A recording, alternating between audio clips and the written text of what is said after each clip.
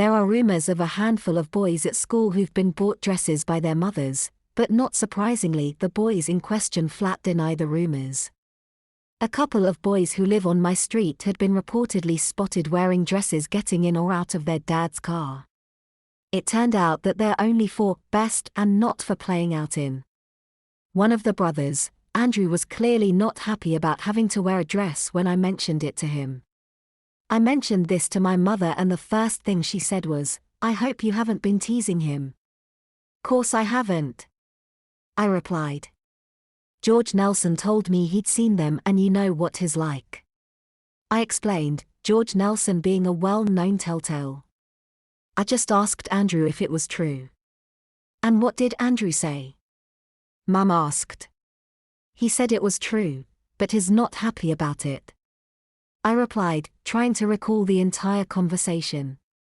"Well, I don't want you teasing him, or his brother," my mother insisted. "I won't," I assured her. After a brief silence, my mother asked what their dresses were like. "I dunno," I shrugged. "Like I say, George Nelson told me.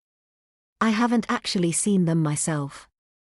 A few weeks later, both Andrew and his brother had been spotted firsthand by both me and my mother as they walked down the road one Sunday afternoon.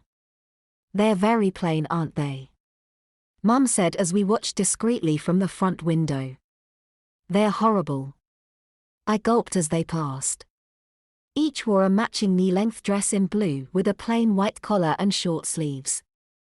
Their legs were clad in white tights and on their feet, a pair of plain blue deck-style shoes which were the least girly thing they wore. "I'm sure you'd rather wear a dress like that than something really pretty," Mum said. In a way, I guess she was right. Some of the boys' dresses I've seen on TV or in shop windows have been horrendous, all pink and frilly with bows and lace here and there. "I'd hate to wear any dress," I insisted.